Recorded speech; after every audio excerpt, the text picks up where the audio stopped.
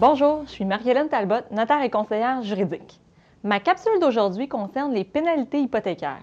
Il s'agit d'informations générales et les données que j'utiliserai ne sont là que pour illustrer mon propos et votre produit hypothécaire pourrait être bien différent.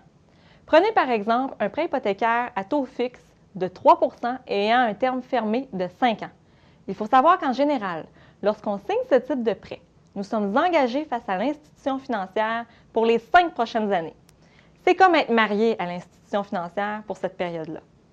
De son côté, cette banque ou cette caisse a prévu faire un certain profit avec les intérêts que nous devrons lui payer dans les 5 prochaines années.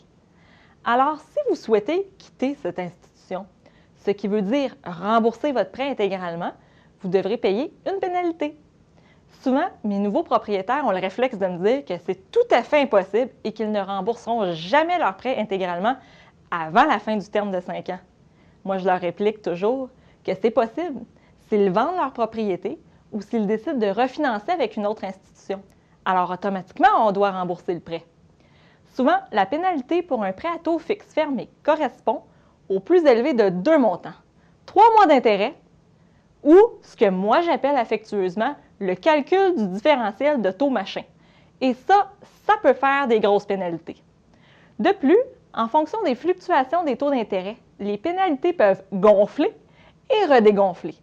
Donc, même si vous consultez votre conseiller à la banque ou à la caisse pour connaître le montant de cette pénalité, ayez en tête que cette pénalité se cristallisera lorsque le notaire fera la demande de solde officielle.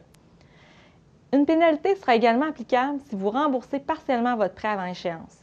À ce niveau, il faut se référer au privilège de remboursement par anticipation auquel vous avez droit.